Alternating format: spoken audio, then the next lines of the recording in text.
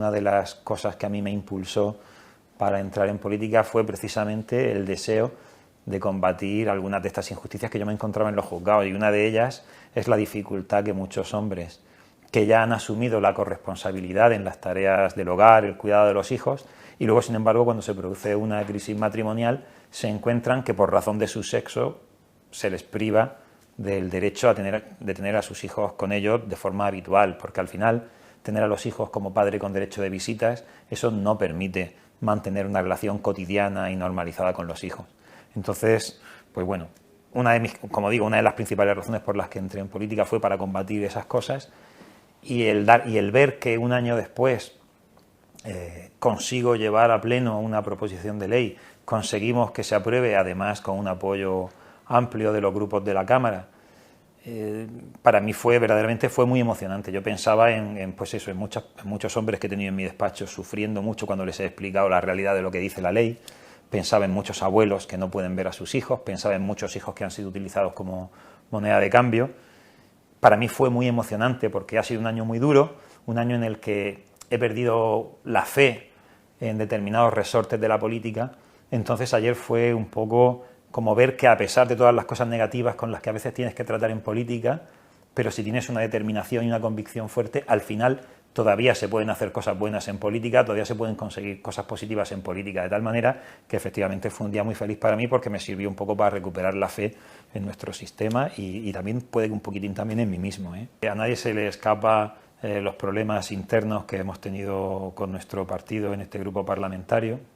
Bueno, tan graves problemas que ya ni siquiera en nuestro partido, ¿no? Eso evidentemente para nosotros ha sido duro y a mí personalmente me ha producido, sí, es cierto, una crisis de fe, ¿no?, en la política. En este momento es decir que sigo siendo el portavoz del grupo parlamentario Vox en la Asamblea. Es un grupo parlamentario que se constituyó con el consentimiento y todos los vistos buenos del partido, y el grupo parlamentario, conforme a los reglamentos de la Cámara, continúa vigente. Yo sigo siendo el portavoz, mi compañero Francisco Carrera sigue siendo el secretario primero de la mesa, en aplicación estricta de los reglamentos. Es verdad que hemos sido expulsados del partido, pero también es verdad que en nuestro trabajo diario a nosotros nos da igual que nos hayan expulsado. Nosotros vamos a seguir defendiendo los mismos principios, que son las 100 medidas de Vox, y vamos a seguir haciéndolo con la mayor lealtad y mayor honestidad a esos principios, independientemente de que ya no estemos dentro del partido. De tal manera que lo correcto es que yo no hablo ya por Vox, pero sí puedo hacerlo por el grupo parlamentario Vox. Es una situación anómala que no durará mucho tiempo, porque cuando acabe la legislatura se resolverá la situación. Ha sido un año muy, muy, muy emocionante. A mí me da la sensación que hubieran sido 5, porque ha sucedido de todo. No solamente dentro de esta casa, de la Asamblea, sino en la política en general, en la región y en España. Así que, ¿qué no nos ha pasado este año? Hemos tenido las danas, hemos tenido luego el COVID y hemos tenido las convulsiones políticas que estamos teniendo en el Congreso de los Diputados en Madrid, que inevitablemente llegan hasta aquí. Entonces el año yo creo que va a ser un año muy recordado y muy estudiado durante lustros. A nivel de lo que es la región de Murcia y la Asamblea de Murcia, la política de la región de Murcia, yo creo que ha sido un año muy interesante. Yo lo decía al principio de la legislatura, les decía: señores, no tenemos excusa para no hacer cosas buenas, porque no tenemos en la región de Murcia los problemas que hay en otras regiones de España. Aquí no tenemos separatistas de estos violentos, como por ejemplo los puede haber en Cataluña o en las provincias vascas. Aquí no tenemos, digamos, un conflicto grave de ninguna clase. Tenemos muchos problemas, eso sí, tenemos un problema de infrafinanciación que lo marca todo, pero por lo demás deberíamos ser capaces de entendernos. A nosotros se nos recibió en la Asamblea con un prejuicio importante, porque muchas personas y muchos medios de comunicación se habían empeñado en poner la etiqueta de que Vox era un partido extremista, la ultraderecha, en el mejor de los casos. Otros, demostrando un gran desconocimiento de lo que es la ciencia política, decían que somos fascistas, cuando nada más en el extremo contrario. En fin, y desde ese punto de vista y desde el punto de vista de nuestro grupo parlamentario, el año también ha sido muy interesante, porque creo que hemos demostrado con hechos, no ya con palabras, que esto no es así. De tal manera que hemos llegado a acuerdos, pues evidentemente con Partido Popular y con Ciudadanos, pero es que incluso con el Partido Socialista hemos votado en ocasiones mociones y acuerdos que eran favorables para todos. Yo creo que con nuestro comportamiento en la Asamblea, nuestro comportamiento personal también, pero con el comportamiento político, con las iniciativas que hemos presentado, con cómo nos hemos posicionado cuando las propuestas eran de otros, hemos demostrado una voluntad clara de ser partido institucional y de gobierno, que somos capaces de serlo, pero quien no se haya dado cuenta todavía que eso de estar todos los días en los medios diciendo disparates, pidiendo dimisiones sin ton ni son, eso ya se ha pasado. Ahora llega el tiempo de propuestas constructivas, llega el tiempo de personas pues con una mínima capacidad, digamos, técnica, jurídica en muchos casos, un poquito más profesional. Yo creo que el exabrupto ya no tiene cabida en Vox. En este año ha sido suficiente para demostrar que eso es así. En realidad yo creo que el COVID no tiene nada que ver. El COVID ha sido una apisonadora que lo ha aplastado todo, lo ha marcado todo, pero precisamente las relaciones entre los partidos, en la región de Murcia al menos, creo que no... Yo no veo de momento una incidencia directa, no veo que haya provocado un cambio en las relaciones entre los partidos. Y desde luego, si lo ha provocado, no ha sido a mejor, creo yo. Porque la terrible gestión que el Gobierno de la Nación ha realizado ha hecho que esto al final se convierta muchas veces en reproches aquí en la Cámara, ¿no? Reproches pues, que muchas veces se le han trasladado al Partido Socialista a través de su representación aquí.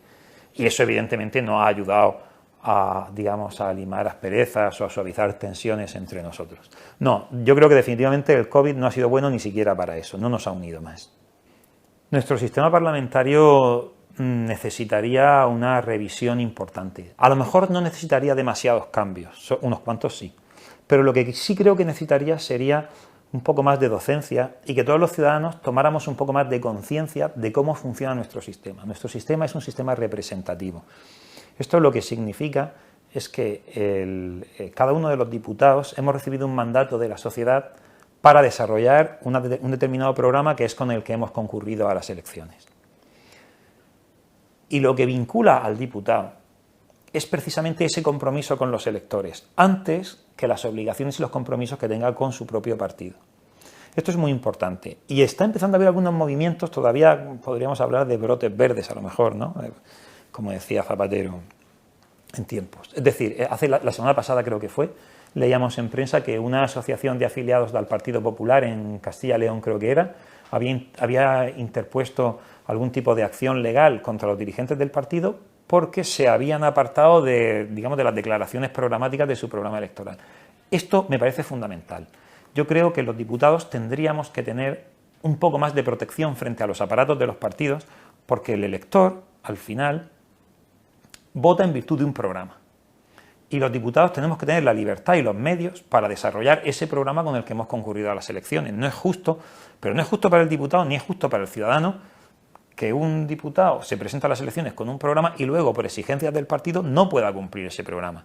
Y yo pienso que los partidos, al final, si lo pensamos, pase lo que pase, incluso en los casos más graves de, no lo sé, un escándalo de corrupción, lo que sea, los partidos salen siempre indemnes, para ellos nada cambia, y sin embargo trituran por el camino a quien haga falta.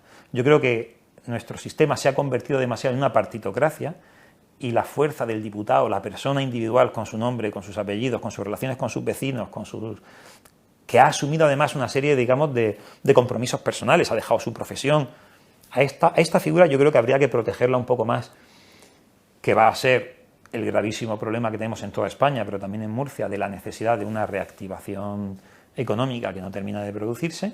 Y luego tenemos otro problema que también nos va a impedir desarrollar o o concentrarnos en programas muy amplios porque está encima de la mesa y es el famoso elefante de la habitación, que es el problema del Mar Menor. Esto nos lo va a marcar todo y nos va a obligar a que otros objetivos políticos que nosotros teníamos, pues los vamos a tener que ir trabajando en ellos, pero digamos que el espacio de tiempo que vamos a tener va a ser casi residual, el que estos dos problemas nos dejen, ¿no? Dentro de eso, nosotros ahora mismo nuestro compromiso fundamental sería luchar por la neutralidad ideológica de las administraciones públicas. Creemos que eso es un grave problema que tenemos en España. Quizá la región de Murcia no es la región de España que más gravemente lo tiene, pero también.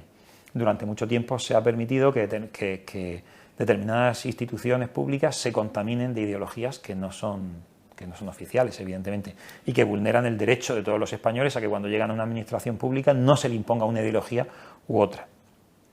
En este sentido, además, en fechas muy recientes, en el debate sobre el estado de la región, nosotros conseguimos que se aprobara una de nuestras propuestas de resolución era precisamente reforzar el principio de neutralidad ideológica de las administraciones públicas. Esto se aprobó hace 2 semanas, pero sin embargo esta semana en la fachada de la Asamblea luce todavía una bandera que no es oficial y que contraviene tanto la ley de banderas como la última jurisprudencia del Tribunal Supremo. Nosotros no hemos querido hacer un escándalo de esto, porque entendemos que es fruto de una inercia equivocada que viene del pasado, pero entendemos que montar un escándalo en este momento no favorece ni a la institución ni favorece a la sociedad murciana. Lo que haremos será hacer nuestro trabajo de forma tranquila, sosegada, pero muy rigurosa de cara al año próximo. Solamente es un ejemplo. Recientemente, hace unos meses, la Universidad de Murcia aprueba una declaración con carácter político en relación precisamente con este principio de neutralidad ideológica, oponiéndose a ella. Oiga, en una universidad puede haber debate, incluso debate político, puede haber posicionamientos, pero la institución como tal no tiene derecho a posicionarse políticamente, porque si lo hace, siempre habrá una parte de la sociedad española que quedará excluida, y eso es contrario a nuestra Constitución. De tal manera que si yo tuviera que señalar un eje fundamental de la política nuestra para estos próximos años, va a ser la defensa del principio de neutralidad ideológica. Pero ya digo, está muy bien, pero tenemos que ver qué narices hacemos ya mismo, pero ya, para ayudar a tantísimos autónomos que están en una situación muy complicada, para conseguir que los negocios reabran. Y entonces, bueno, pues vamos a tener que tratar con lo importante en un lado y lo urgente en la otra. Yo creo que es un acuerdo que va a seguir fuerte. Y desde luego nuestra voluntad es poner lo que de nosotros dependa para que siga así. La situación que estamos viendo es lo bastante complicada como para añadirle nosotros todavía más inestabilidad. O sea, pensemos que en el gobierno de la Nación, hoy en la radio lo escuchaba, que ya están hablando de pedir un suplicatorio para investigar al vicepresidente del gobierno. Entonces, ¿qué favor le hacemos a la sociedad murciana trayendo también inestabilidad aquí? Y luego, por otra parte, hay que reconocer que el gobierno de López Miras e Isabel Franco, bueno, pues con todos sus errores, que sin duda los han cometido, pero lo cierto es que en relación con la pandemia han realizado una buena gestión. Yo tengo que decir que a mí el presidente, todas y cada una de las veces que durante el confinamiento lo telefoneé, me respondió, me aportó la información, lo mismo el consejero Villegas, y luego en materia de reactivación pues se están dando también pasos muy positivos y además consultando a los grupos parlamentarios, que yo creo que también es muy importante. Entonces, en este momento introducir elementos de inestabilidad me parecería irresponsable, la verdad. Es terrible. Esa es una de las cosas que yo creo que nos tendríamos que replantear. Yo estoy separado, tengo a mis hijos conmigo el 50% del tiempo y para mí es muy complicado. La suerte que tengo que mis hijos ya son mayores, el mayor tiene ahora 16 años, entonces bueno, pues si tuvieran 4 años y 5 no podría estar dedicándome a esto. Yo no sé cómo lo harán otros diputados que se encuentran en situaciones parecidas a las mías. Pero bueno, también es cierto que yo tengo la gran suerte de contar con un gran apoyo de la familia extensa y, como digo, que mis hijos son mayores. Creo que, no ya los diputados, creo que todos tendríamos que plantearnos muy seriamente la conciliación. La necesidad de la conciliación familiar para el ejercicio de cualquier profesión creo que es una cuestión ahora mismo vital, pero vital para la nación española. Y creo que de momento es postureo político lo que hay, pero que no hay una decisión, no ha habido todavía un posicionamiento serio y sólido de decir, señores, ¿cómo lo vamos a hacer? O sea, creo que para empezar, adaptarnos al horario internacional, al horario europeo, es algo que debería generalizarse ya. Jornada de 9 a 5, por ejemplo, y medidas en esta línea. Y no lo estamos haciendo. Y me parece fundamental. Y no es una cuestión ni de derecha ni de izquierda, es cuestión de que si queremos una sociedad sana requiere familias sanas, familias estructuradas, familias que tengan tiempo para sí mismas. Y esto tiene que coexistir con empresas sanas. Yo creo que modificación de horarios y medidas de conciliación son absolutamente imprescindibles. Desde luego nosotros las reclamamos y lo que en nuestra mano esté, por supuesto, haremos todo lo que sea posible.